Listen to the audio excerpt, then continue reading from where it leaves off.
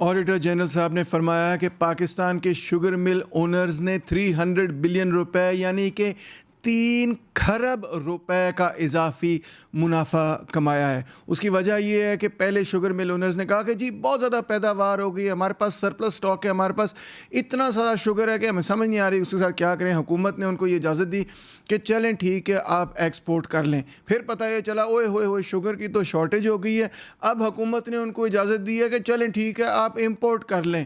اس طرح سے حکومت کو کل جو نقصان ہوا ہے وہ تقریباً 2.87 کھرب روپے کا نقصان ہوا۔ اندازہ کریں 287 بلین روپے کا نقصان ہوا ہے، اور کم و بیش اتنا ہی فائدہ مل اونرز کو ہوا، یعنی کہ 3 کھرب روپے کا فائدہ۔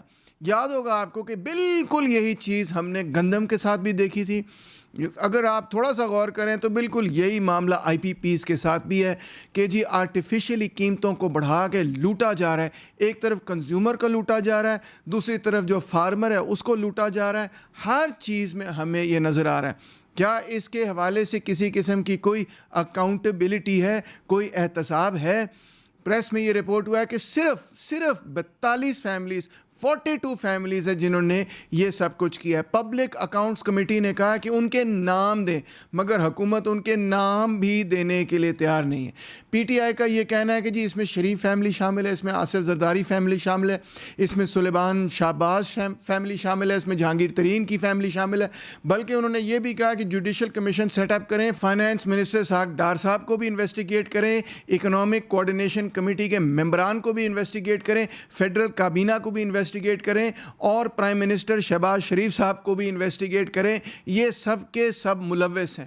کمپٹیشن کمیشن نے یہ کہا ہے کہ جناب عالی شوگر مافیا نے جو پرائس فکسنگ کی اس کے حوالے سے یہ ان کو جرمانے دینے پڑیں گے، مگر آج تک شوگر کے مل اونرز نے وہ فائنز، وہ جرمانے ادا ہی نہیں کیے، بلکہ ان کے حوالے سے کہا جاتا ہے کہ ٹیکس ایویژن بھی یہ بھرپور کرتے ہیں، لونز بھی لے کے نون ڈیفالٹ بھی کرتے ہیں، اور اپنے اثر و رسوخ کو استعمال کرتے ہوئے قوم کو لوٹی جا رہے ہیں۔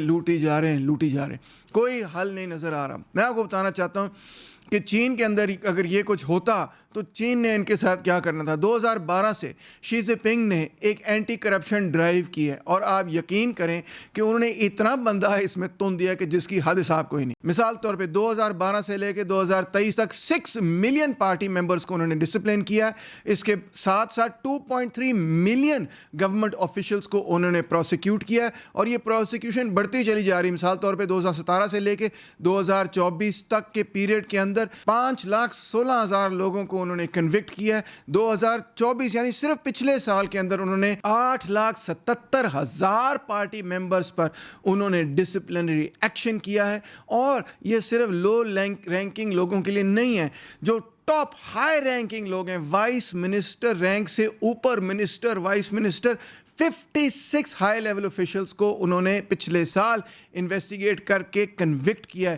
Health care, education, sports, energy, pharmaceuticals کے اندر تو خاص طور پہ ان کا ایمفیسس ہے، جہاں انہوں نے 4,33,000 آفیشلز کو ڈسپلن کیا ہے، اور میڈیکل انشورنس فراڈ سے $2.1 بلین کی ریکوری کی ہے۔ وہ فوج کے فگرز کو، جی ہاں فوج کے ملٹری آفیسرز کو بھی نہیں بخشتے۔